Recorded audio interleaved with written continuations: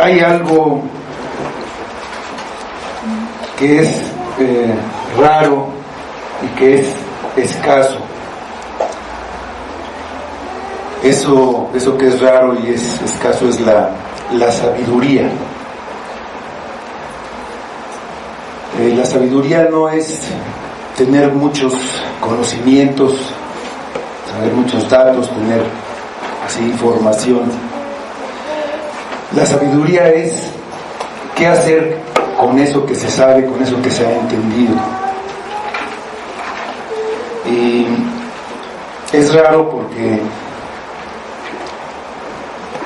muchas personas tienen mucho conocimiento, pero a la hora de aplicar ese conocimiento es cuando no se lleva a cabo correctamente. Hubo un hombre que todos sabemos que era sabio, según nos enseña la Biblia, se llamaba Salomón, y tenía conocimiento. Él disertó acerca de las plantas, de los hisopos, de muchas cosas, y además tenía sabiduría, sabía qué hacer con ese conocimiento. Sin embargo, hubo un aspecto de su vida en la que él falló.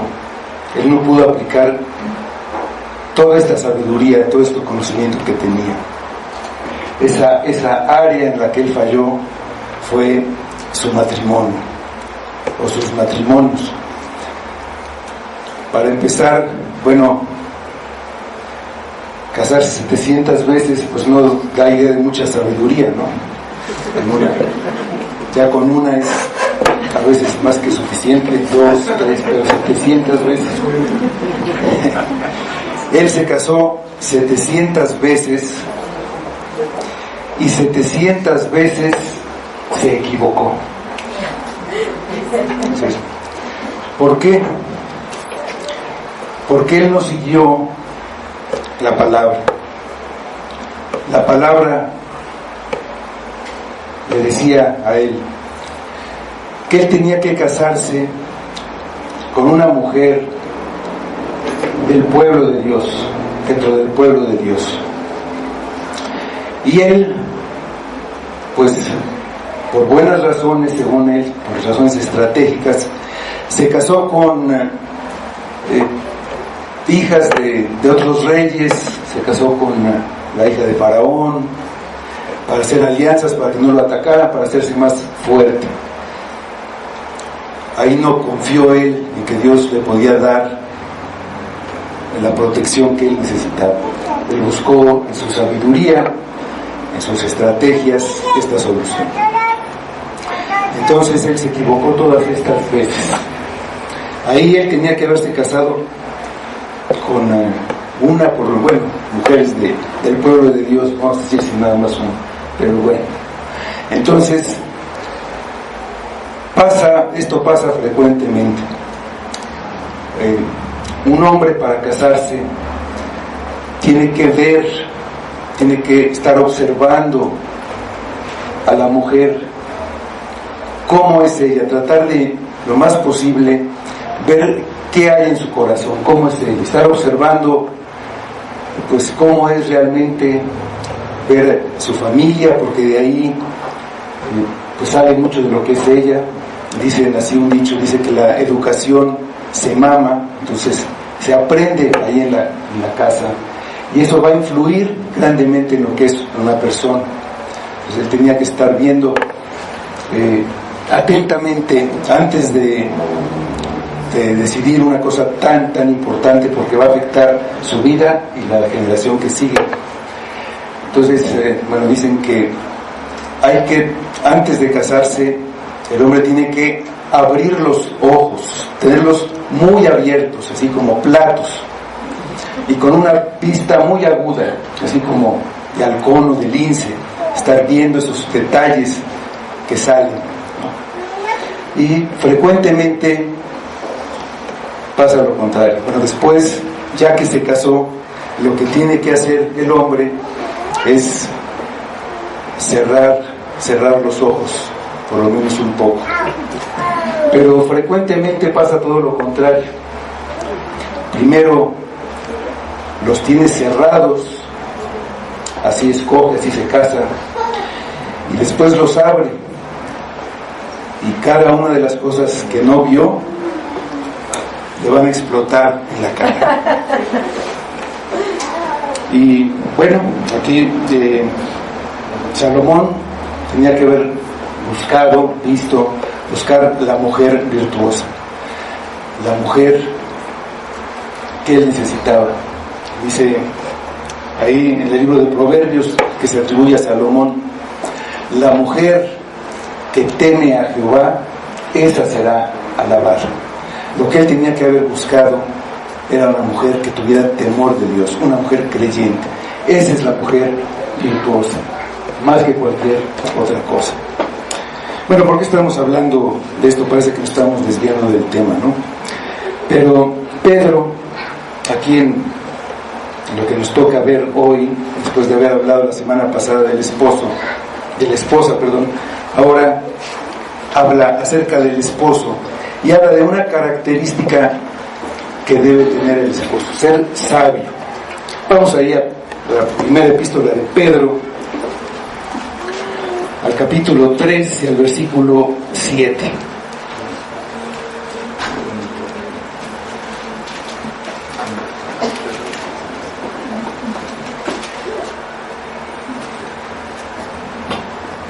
Primera de Pedro 3, 7 dice: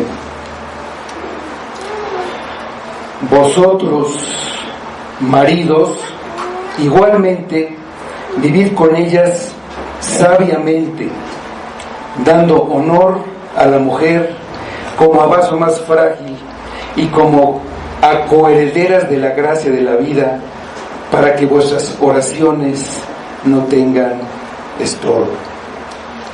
Esa es la palabra de Dios. Vamos a orar.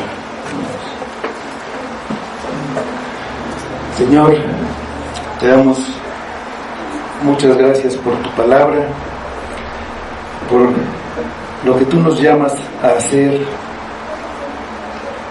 la manera en que nos llamas a vivir, una manera como Cristo nos dejó el ejemplo, pero más que eso, porque Cristo está siendo formado en nosotros y nosotros vemos así el progreso del Espíritu en nuestra vida, trabajando, convenciéndonos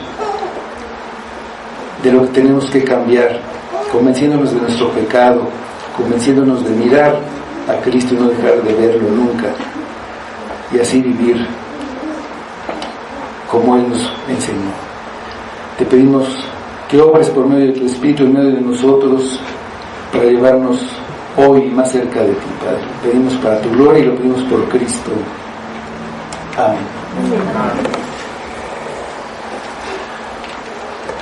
Aquí en el transcurso de la carta que hemos estado estudiando ya por algún tiempo, Pedro ha estado diciendo la manera en que los cristianos deben enfrentar la vida.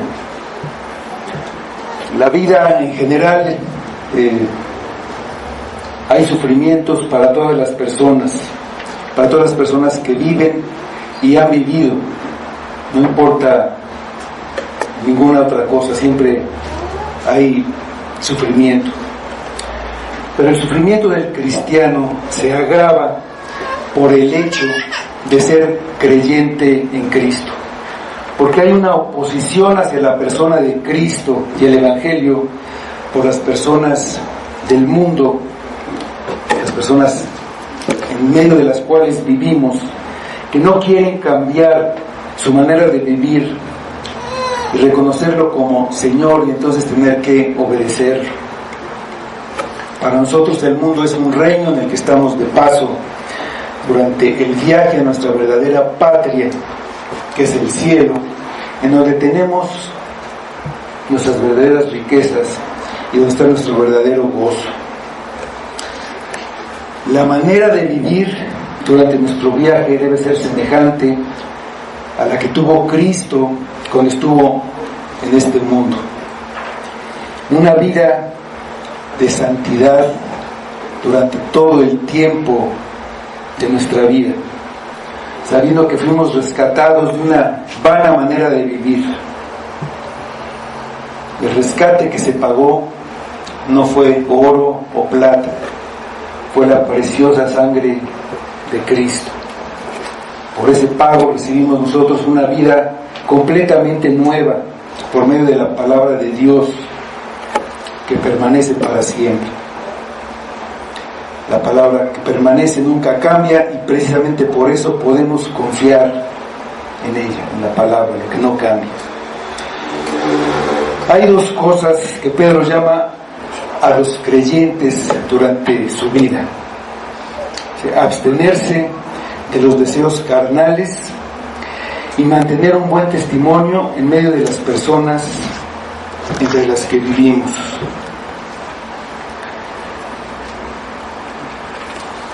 Voy a leer esta parte que ya estudiamos. Nos dice: amados, yo os ruego, como extranjeros y peregrinos, que os abstengáis de los deseos carnales que batallan contra el alma, manteniendo una buena manera de vivir entre los gentiles, para que en lo que murmuran de vosotros como de malhechores, glorifiquen a Dios en el día de la visitación, al considerar vuestras buenas obras.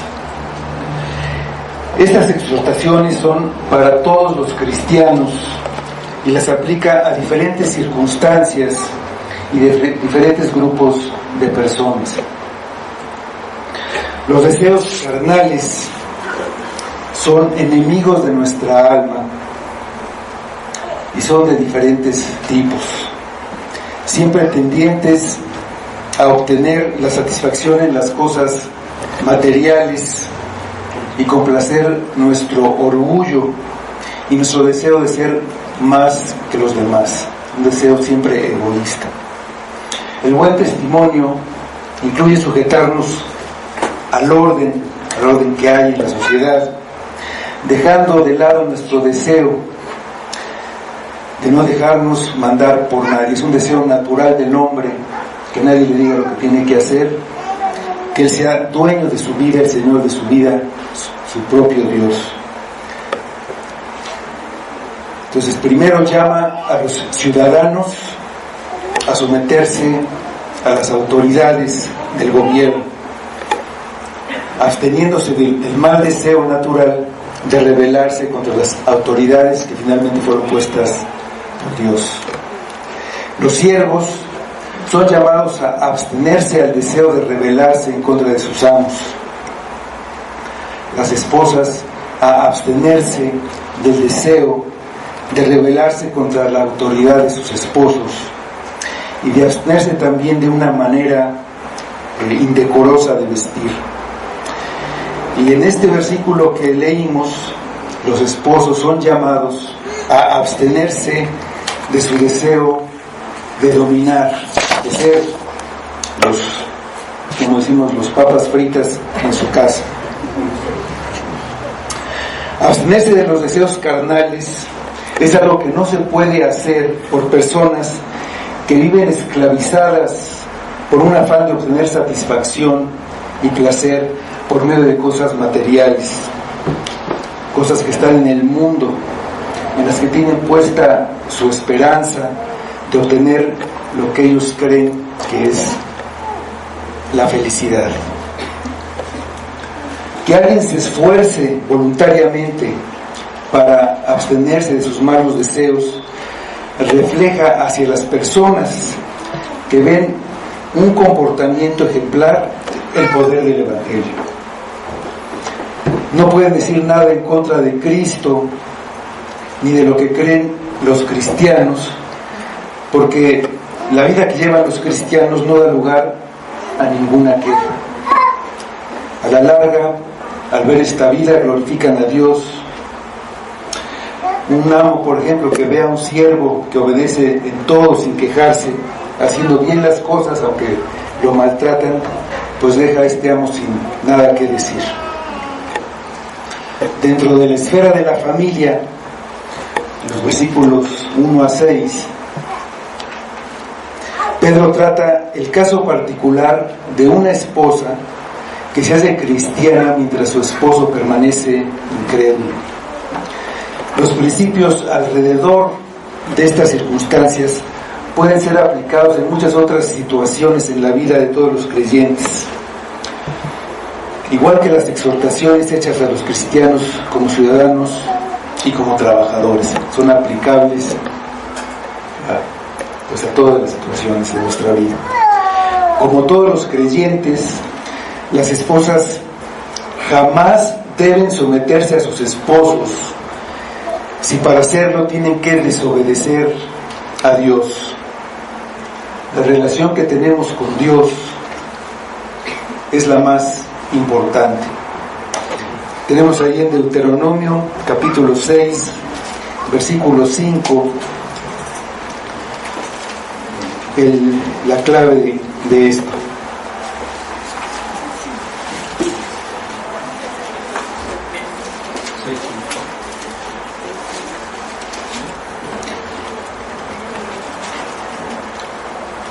Dice: y amarás a Jehová tu Dios de todo tu corazón y de toda tu alma y con todas tus fuerzas. Entonces, cuando un esposo quiere que su esposa peque, ella tiene que obedecer a Dios, ponerlo arriba de esto. Esto incluye que no debe permanecer al lado de su esposo cuando al hacerlo ponga en peligro su integridad y su seguridad física. ¿Por qué? Porque hay un mandamiento mayor en la ley de Dios que dice: no matarás, que nos demanda hacer todo lo posible para mantener la vida de los demás, la propia, la de nosotros mismos, por la que no debemos ponernos voluntariamente en situaciones que nos pongan en un peligro innecesario. En el caso de una esposa creyente que está casada con un marido incrédulo, si ella está sujeta a su marido y tiene una conducta casta y respetuosa, su marido, que no cree la palabra, es ganado por esa conducta sin que ella diga una sola palabra. La belleza de una mujer cristiana no es la belleza externa, ni sus adornos, ni sus peinados, ni sus joyas, ni sus vestidos, sino la belleza de un corazón adornado de un espíritu amable y tranquilo, haciendo siempre el bien, siguiendo el ejemplo que encontramos en la Biblia de mujeres que tenían su esperanza puesta en Dios, por eso lo podían hacer, porque no tenían ningún temor de lo que pudiera pasar. Después de hablar a las esposas, ahora se dirige a los esposos para señalar cuál es el deber del esposo dentro de la familia. Otra vez nuestro versículo dice: vosotros, maridos, igualmente vivid con ellas sabiamente, dando honor a la mujer como a vaso más frágil y como a coherederas de la gracia de la vida, para que vuestras oraciones no tengan estorbo. Entonces vemos ahí, lo primero, dice, vivir con ellas sabiamente. Ese es el primer deber del esposo. Hablamos ya un poquito de la sabiduría. Aquí Pedro habla a esposos cristianos. Es algo que no podemos perder de vista, porque es imposible que esperemos un comportamiento así de alguien que no es cristiano. El esposo es la cabeza del hogar. Sin embargo, les dice a los maridos igualmente, refiriéndose a todo lo que ha venido diciendo. El ejemplo de Cristo, que se sometió a las autoridades humanas y divinas y padeció por nosotros, dejándonos un ejemplo. La sumisión es también una responsabilidad de todos los cristianos. Es por lo tanto una responsabilidad también del esposo cristiano. Dice Efesios 5:21, para remarcar este punto, dice: someteos unos a otros en el temor de Dios. Los cristianos se someten unos a otros. El esposo tiene que someterse. Aunque no se somete a su esposa para que ella sea la lideresa en el hogar, el esposo creyente tiene que estar sometido a cumplir el deber de amor, de ser sensible a las necesidades, temores y sentimientos de su esposa. El esposo cristiano tiene que poner las necesidades de su esposa por encima de las suyas propias, ya sea que ella sea cristiana o no. Sigue siendo válido el principio de que una conducta ejemplar y buscando el bien de ella por encima del bien propio hablará más fuerte de Cristo y del Evangelio que cualquier cosa que él pueda decir para tratar de convencer a una esposa incrédula. Los maridos deben vivir con su esposa sabiamente. Vivir con ellas no significa simplemente estar bajo el mismo techo, ni solamente pasar tiempo juntos, así como enamorados. Por supuesto, tienen que pasar tiempo juntos. Muchos matrimonios sufren y se empiezan a distanciar por no pasar tiempo juntos. A veces el trabajo, las carreras profesionales, las relaciones con otras personas, los intereses externos como actividades deportivas o pasatiempos a los que se dedica todo el tiempo, pues a la larga pueden destruir a un hogar. Vivir con ellas significa compartir la casa, tener parte en las responsabilidades de la casa, en la educación de los hijos y en el orden en el hogar. Ya como esposos, la vida cambia. La convivencia diaria produce muchos roces y hasta conflictos, y el esposo debe ser sabio para saber cómo manejarlos y resolverlos para que no se pierda la armonía.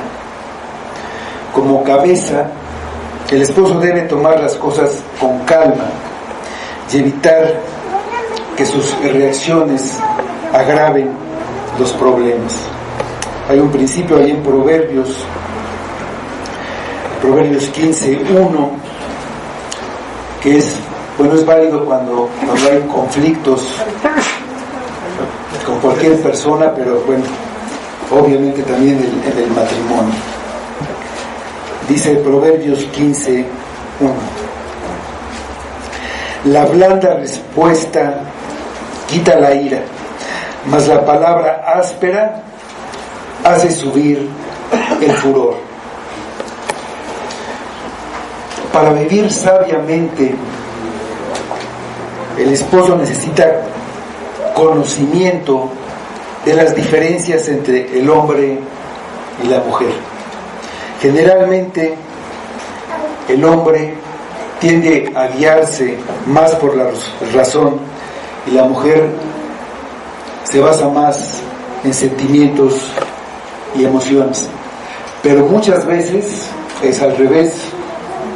El punto no es entender las diferencias en general entre hombre y mujer, sino que cada esposo entienda y respete las diferencias entre él y su propia esposa, por lo que debe tomar en cuenta estas diferencias para poder actuar con sabiduría. La sabiduría a la que se refiere Pedro es un entendimiento. Un esposo sabio debe estar sensible a los sentimientos de su esposa. Una de las responsabilidades más difíciles de los esposos es entender los sentimientos de nuestras esposas y responder atentamente. No hay peor cosa que ignorarlas o hacerlas menos.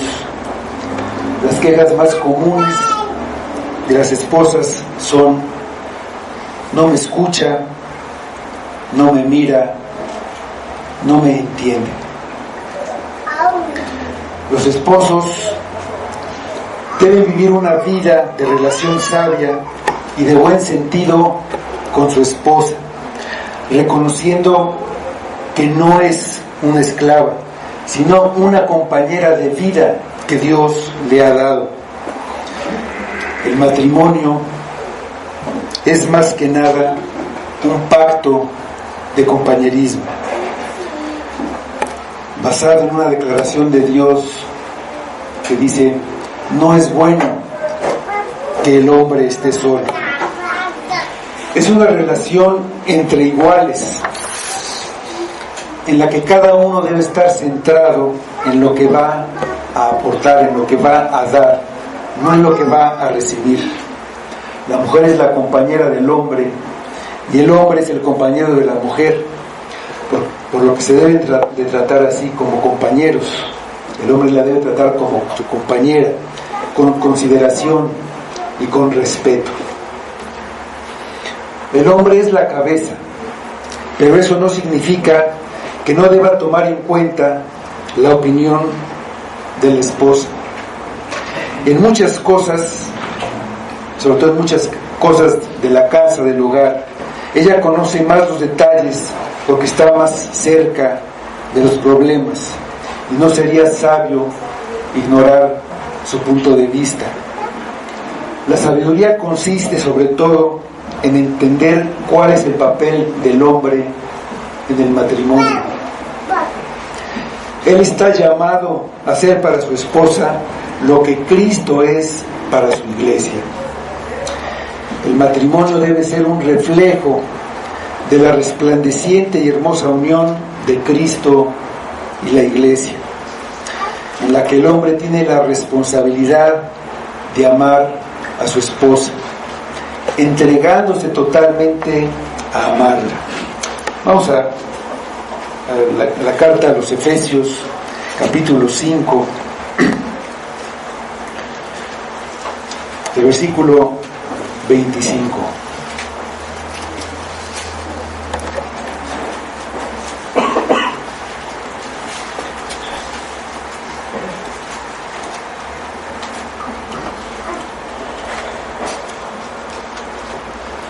Dice: maridos, amad a vuestras mujeres, así como Cristo amó a la iglesia y se entregó a sí mismo por ella. El creyente está llamado a ser como Cristo, soportando el tratamiento injusto, el sufrimiento producido por la injusticia. Así Cristo, soportándolo, salvó a su iglesia para hacerla santa y pura por medio de la palabra. Se sacrificó hasta dar la vida, pagando el precio de la libertad, tomando el lugar de personas que no lo amaban, sino que al contrario, personas que lo odiaban. Ver la cruz de Cristo, su amor incondicional a favor de esas personas, a favor de nosotros, es lo que nos convence de la necesidad de un Salvador. Al ver a Cristo así sufriendo injustamente por nosotros, eso nos tiene que convencer de su amor, de que necesitamos un Salvador que hiciera lo que nosotros no podemos hacer. Una persona que ha visto hacia Cristo se arrepiente y no quiere hacer otra cosa que corresponder a ese amor, agradando a su Salvador, sometiéndose a sus deseos de que fuéramos santos. Eso es lo que nos lleva a nosotros a creer en Cristo, ver esa vida sacrificada a nuestro favor. Para que los esposos amen a sus esposas como Cristo amó a la iglesia, deben hacer todo lo posible para llevar a sus esposas a ser como Cristo, y no debe darle motivo de tristeza o de queja en contra de lo que ellos creen, sino un ejemplo que las lleve a la santidad, mostrando el amor que Cristo mostró por la iglesia. Lo que se puede ver en la manera como son tratadas. Entonces, ¿cómo las debe tratar? ¿Cómo debe el esposo tratar a su esposa? Dice, dando honor a la mujer. Dando honor a la mujer. Darle honor significa tratarla con estima, respeto y como superior a uno mismo. Pedro ya habló de honrar o dar honor a todos y de honrar al rey en el capítulo 2, versículo 17.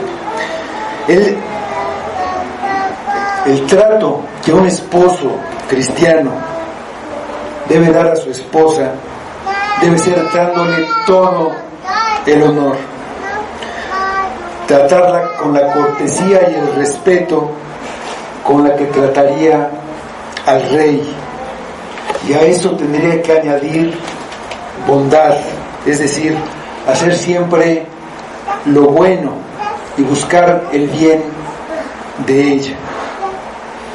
Él tendría que tener siempre en cuenta las necesidades de ella. El modelo sería la manera en que Cristo trató a su iglesia, por lo que nunca le gritaría, la insultaría o sería rudo con ella. No la trataría como una esclava, no llegaría a su casa a sentarse y a dar órdenes, no la mandaría a callarse, no le aplicaría la ley del hielo, nunca le sería infiel, nunca la golpearía, aunque esto parece obvio, pues parece que no es tan obvio para algunas personas. Pero sobre todo hay golpes que no son físicos. Hay palabras que dañan más que un golpe. La actitud agresiva de un hombre gritando y amenazando a su esposa la destruye poco a poco a la esposa y al matrimonio. Si hay hijos, quedan afectados para siempre. Muchas veces hay un trato en público y otro trato en privado, pero finalmente todo sale a la luz. Del corazón sale lo que hay en el interior de la persona. Cristo amó a la iglesia y se entregó a sí mismo por ella. Él tenía toda la autoridad por ser Dios, pero Él quiso enseñar a la iglesia, quiso enseñarle a sus discípulos, les quiso enseñar a ser siervos y a servir a los demás. En lugar de darles instrucciones, de sermonearlos, decirles lo que ellos debían hacer y exigirlo, les mostró cómo servir. Tomó una toalla y les lavó los pies. Aunque la autoridad era suya por derecho propio, se la ganó. Hay muchos esposos que queremos el papel de cabeza del hogar, pero nunca nos lo hemos ganado. El esposo debería ser el que iniciara la comunicación y la reconciliación después de un desacuerdo, siguiendo el ejemplo de Cristo. Pedro lo negó 3 veces y huyó. Regresó a su oficio de pescador. Su falla le causó dudas a él del amor que él le tenía a Cristo. Aunque Pedro era el que había fallado, Jesús fue personalmente y se presentó ante Pedro mientras él estaba pescando en el mar de Galilea. Se presentó para restaurarlo y para hacerlo regresar a cuidar el rebaño del Señor. El esposo es el que tiene que tomar la iniciativa en reparar el daño en la relación y no dejarle esto a la esposa. Si el esposo va a seguir las pisadas de Jesús, le corresponde a él dar los pasos necesarios para resolver los problemas en el matrimonio, sin importar quién causó el problema, y con mayor razón si fue él el que falló. Tendría que mostrar responsabilidad, darle seguridad a su esposa y tomar la iniciativa en mostrar ternura. Buscaría siempre maneras de ayudar, de fortalecer, de animar, de estar construyendo, edificando la relación, el hogar, el matrimonio. El esposo tiene que honrar a su esposa porque ella es más frágil. Es lo que nos sigue diciendo el versículo. Ella es más frágil y por eso necesita la comprensión, la protección y las consideraciones de su esposo.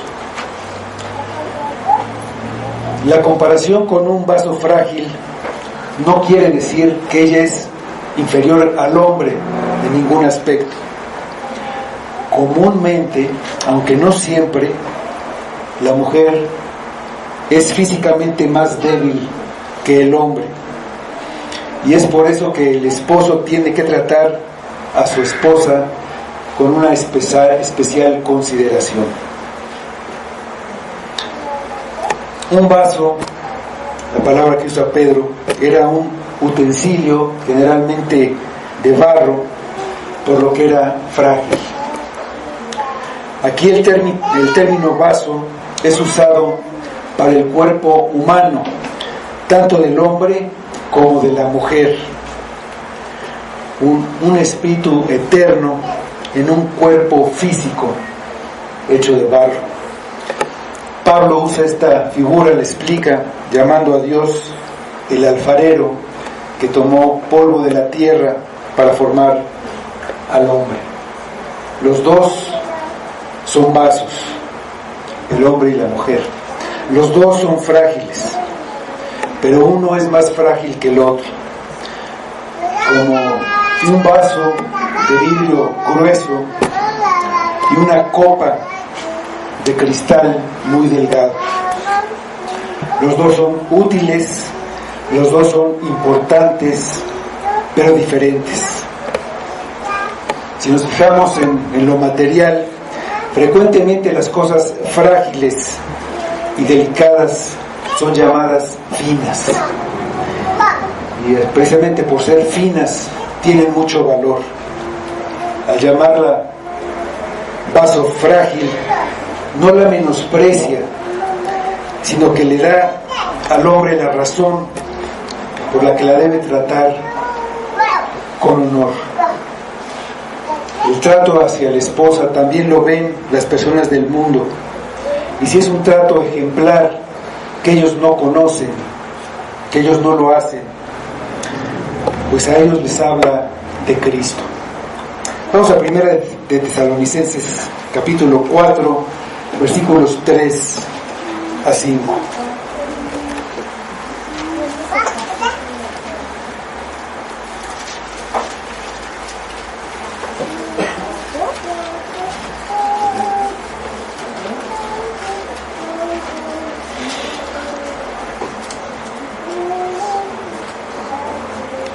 Dice: pues la voluntad de Dios es vuestra santificación, que os apartéis de fornicación, que cada uno de vosotros sepa tener su propia esposa en santidad y honor, no en pasión de concupiscencia como los gentiles que no conocen a Dios.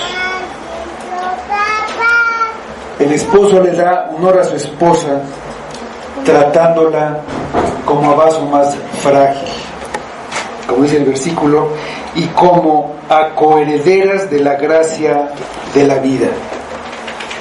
En esto se confirma que no hay ninguna inferioridad de la mujer respecto al hombre. La esposa es heredera de la gracia de Dios tanto como el esposo. Dios los trata de la misma manera en cuanto a concederles su gracia. No hay ninguna diferencia debido a su género. Son coherederos. Heredan juntos la herencia incorruptible, incontaminada e inmarcesible, la vida espiritual, la vida eterna, que ahora es la esperanza viva de la que Pedro habla ahí al principio de su carta. Todos los cristianos son uno en Cristo. Todos están espiritualmente unidos en Cristo. Lo dice Gálatas 3:28. Ya no hay judío ni griego, no hay esclavo ni libre, no hay varón ni mujer, porque todos vosotros sois uno en Cristo. Pero además de esta unión como hermanos, como creyentes, como hijos de Dios, la unión del esposo y la esposa es todavía mucho mayor. Están unidos el uno al otro por el vínculo del matrimonio. Ahora dice: así que no son ya más dos, sino una sola carne. Varias veces lo dice ahí en la Escritura. Por lo que el esposo, al honrar a su esposa, se está honrando a sí mismo.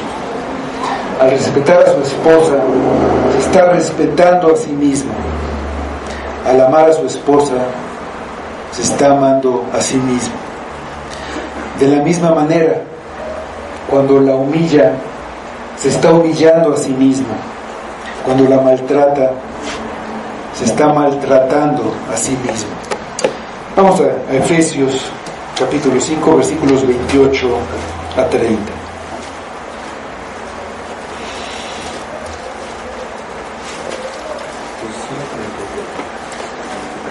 Efesios 5, 28 a 30.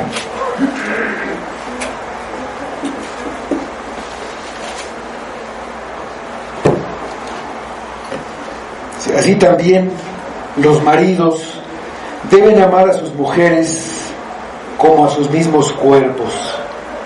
El que ama a su mujer, a sí mismo se ama. Porque nadie aborreció jamás a su propia carne, sino que la sustenta y la cuida, como también Cristo a la iglesia, porque somos miembros de su cuerpo, de su carne y de sus huesos. Aunque los dos son uno, el esposo no es responsable de los pecados de la esposa, ni la esposa de los de su marido. Pero los dos tienen la responsabilidad de ayudarse el uno al otro a resistir la tentación, a crecer en la santidad, en el amor de Dios, en servirlo en la iglesia y en la sociedad. El marido debe ser el líder que lleve a todos los miembros de la familia a crecer espiritualmente. Si en resumen, hay dos razones aparentemente contradictorias para que el hombre dé honor a su mujer. La primera es por las diferencias que hay entre ellos. La segunda es por la igualdad de los dos. Pero no son contradictorias, las dos razones se complementan. A pesar de su posición como cabeza del matrimonio y de mayor fuerza física, los dos como cristianos son iguales en que los dos tienen vida espiritual, tienen los mismos privilegios espirituales y tienen la misma responsabilidad de hacer la voluntad de Dios. Comparten la misma vida espiritual en este tiempo y tendrán las mismas bendiciones en el futuro. Por eso el esposo honra a su esposa dentro de un lazo de conocimiento y entendimiento, para que su conducta hacia ella esté basada en sabiduría y en su igualdad espiritual. El esposo no debe tratar bien a su esposa solamente para tener una vida tranquila o para que ella se comporte como él lo desea. El buen trato tiene además un fin espiritual. Dice ahí en nuestro versículo: para que las oraciones no tengan estorbo. Para que las oraciones no tengan estorbo. Una relación correcta de cualquier creyente con Dios depende de una relación correcta con los demás. Antes de presentarnos delante de Dios para cualquier cosa, pero para orar, para pedirle, para estar delante de Él, tenemos que estar bien con nuestros hermanos y pues obviamente con mayor razón con nuestra esposa. Vamos a Mateo 5:23.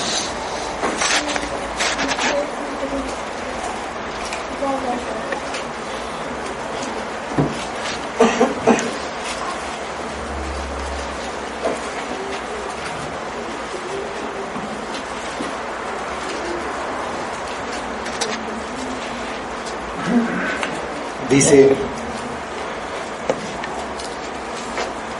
por tanto, si traes tu ofrenda al altar y allí te acuerdas de que tu hermano tiene algo contra ti, deja allí tu ofrenda delante del altar y anda, reconcíliate primero con tu hermano y entonces ven y presenta tu ofrenda. Hay varias causas por las que las oraciones no son oídas, no son contestadas. Las oraciones no son contestadas si tenemos algo en contra de alguien. Dice el Evangelio de Marcos, capítulo 11, versículos 25 y 26.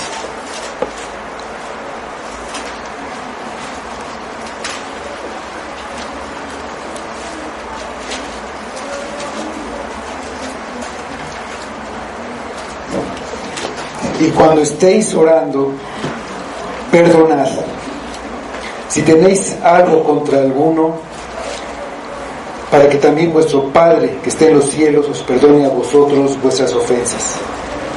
Porque si vosotros no perdonáis, tampoco vuestro Padre que esté en los cielos os perdonará vuestras ofensas.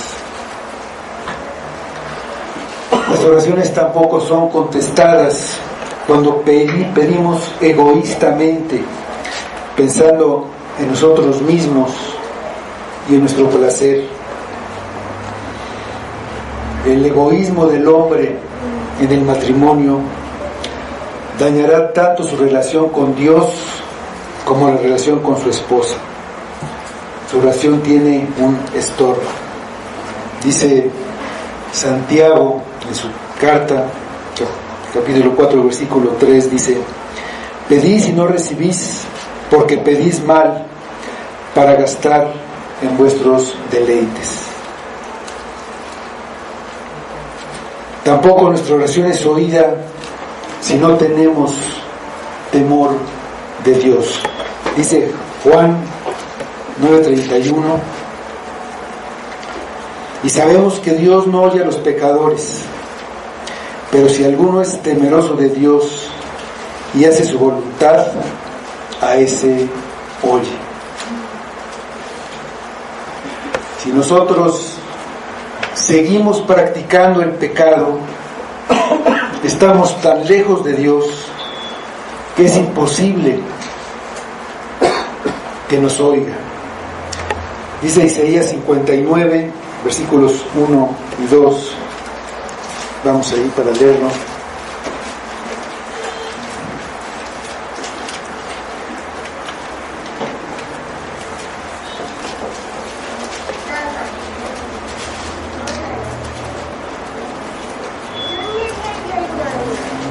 Dice: he aquí que no se ha acortado la mano de Jehová para salvar, ni se ha agravado su oído para oír.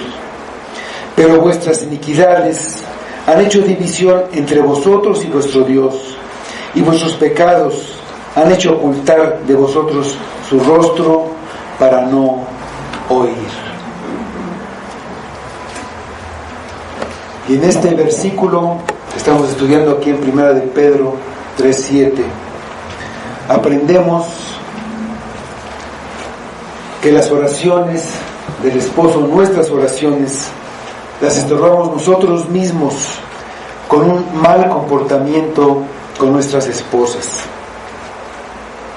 No podemos pensar que podemos comportarnos de una manera grosera en la casa y que eso no afecta nuestra piedad. Un esposo que trata mal a su esposa no puede orar correctamente y muy probablemente ni siquiera ore. Cuando ha habido un disgusto o nos hemos enojado, no tenemos ánimos para orar y mucho menos para hacerlo juntos. Las tensiones en el matrimonio matan la vida de oración. Pero si los esposos son coherederos de la gracia de vida, deben aparecer juntos ante el trono de gracia. Los esposos tenemos un privilegio y una responsabilidad.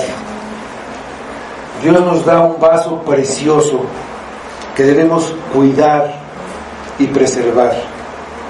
Nos da todos los privilegios de una vida juntos. Nos da la gracia de la vida.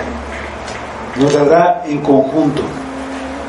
A los dos, al esposo y a la esposa. De tal manera que nuestras oraciones como matrimonio deben llegar juntas delante de Dios. El ejemplo de cómo Cristo amó a la iglesia no solamente es un modelo a seguir, es la respuesta a nuestras fallas, no solamente en el matrimonio, sino también en toda nuestra vida, ya sea que seamos casados, solteros, hombres o mujeres. Cristo es nuestro consuelo si nos sentimos cargados con las fallas que hemos tenido. En Cristo tenemos el perdón si nos arrepentimos y nos alejamos de nuestros pecados. Él se entregó a sí mismo para salvar en todos los sentidos a los que creen en Él, a los que confían en Él, a los que se arrepienten y confían solamente en Él para su salvación. Si tu comportamiento, si tus fallas te acusan, ven a Cristo, poniendo en Él toda tu confianza para tu salvación. Vamos a orar.